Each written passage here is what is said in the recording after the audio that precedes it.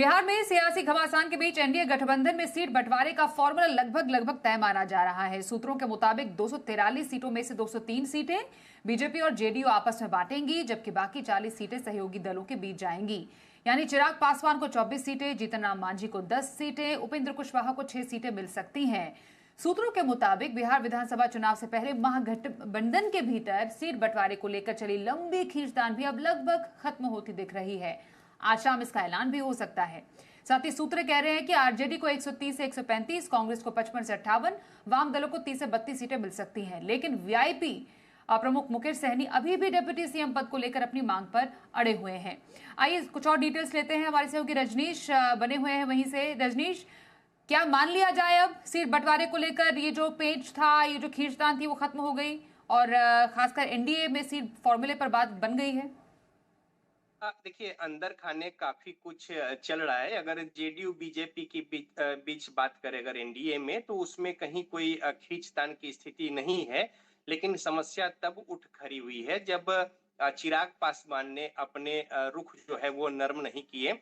कल दिल्ली में जो बैठक हुई थी जिसमें धर्मेंद्र प्रधान, इसके अलावा मंगल पांडे, बिहार सरकार के मंत्री, और साथ ही साथ जो बिहार प्रभारी हैं विनोद तावरे, उनके साथ जो बैठक हुई थी, तो उसमें लगभग वो बेनतीजा रहा। लेकिन चिराग पासवान ने अपनी बातें रख दी। उनमें शर्त है कि जो उनके 5 सांसद हैं यहाँ पे, यानी 5 संसदीय सीटों में हर संसदीय क्षेत्र में 2 विधानसभा सीट उन्हें दिया जाए, और इसके अलावा वो लगभग 40 सीटों की बात उन्होंने रख दी है।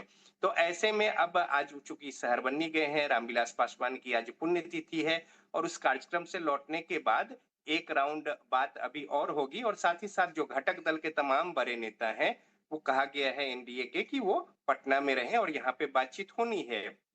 कुल मिलाकर देखें, 26 सीटों का ऑफर लगभग चिराग पासवान को हो चुका है पहले ही, लेकिन वो अभी डिगे नहीं है। तो उम्मीद की जा रही है कि 1, 2, 3 सीट और आगे करके उन्हें, और ये मामला जो है वो सेटल डाउन हो जाएगा।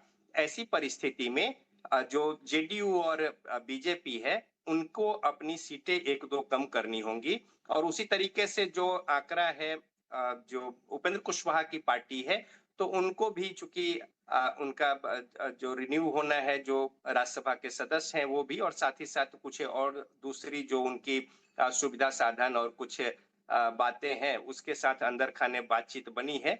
तो 5 सीट के आसपास में उनका मामला हो जाएगा। दूसरी ओर हम के जीतन राम मांझी ने भी पेंच फंसा रखा था, और आज सोशल मीडिया पे उन्होंने पोस्ट भी किया और 15 गांव की बात कर दी महाभारत की लाइन लिखकर। तो ऐसे में थोड़ी खींचतान के बाद उनका भी मामला लेकिन कमोबेश क्लियर हो जाएगा। तो इस तरीके से देखें तो लगभग एनडीए में सीट का मामला जो है वो पूरा हो गया है। 1-2 सीट आगे पीछे बीजेपी और जेडीयू, जिसमें जेडीयू की भूमिका ज्यादा होगी, और 1 सीट कम बीजेपी, और इसके अलावा जो चिराग पासवान की पार्टी जिस तरीके से जिच बनी हुई है, तो 2-3 सीट और हाँ, माना जा रहा है कि उन्हें ऑफर किया जाएगा। ये हो गई तो बात। जैसा रजनीश आप कह रहे हैं कि थोड़ा काफी हद तक ये जो सीट बंटवारे का जो ये पूरा पेच था, जो टेंशन थी, कंफ्यूजन थी, वो अब लगभग खत्म होती नजर आ रही है। धन्यवाद करेंगे फिलहाल रजनीश आपका इस पूरी खबर पर ज्यादा जानकारी देने के लिए।